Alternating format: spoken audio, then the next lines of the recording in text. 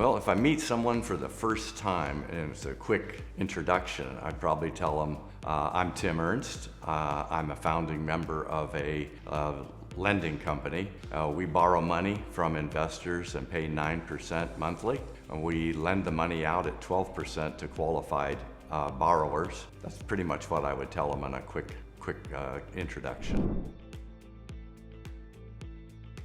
Well, yes, I've been in the business for 40 years, and I think I would call myself, I think of myself as a gatekeeper. I do the initial due diligence to identify the risks and opportunities when we get a loan application.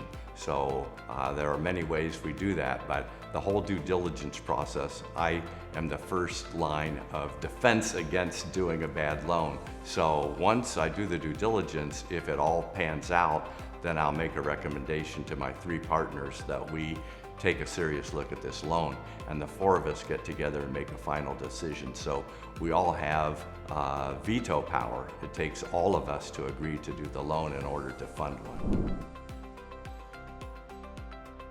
Yes, I was a commercial real estate broker back in the early 80s when values of properties were rising pretty rapidly. That's when I got started in the business, and investors were making a lot of money, and banks and savings and loans were competing to do the deals with these investors. And as the property prices continued to rise, they got more and more aggressive in competing for the loans. So they started relaxing their loan to value ratios, and many of them went way over 80% loan to value. Well, when property values are rising, that works well. But in 1986, the Tax Reform Act really cratered the value of real estate. So all these highly leveraged investors lost their properties right and left. And so I was fortunate to be starting my career at that time, because I could see firsthand how these investors that were leveraged were financially ruined very quickly, and that lesson has stuck with me. So today, I'd much rather be in a deal that's just a consistent, regular cash flow than one that you're shooting for the moon. Going through the real estate cycles, I learned that leverage is definitely a double-edged sword. You know, when prices are increasing, leverage works to the investor's favor because it increases the yield. But boy, when the prices turn, that same leverage will kill the investor. It just wipe them out.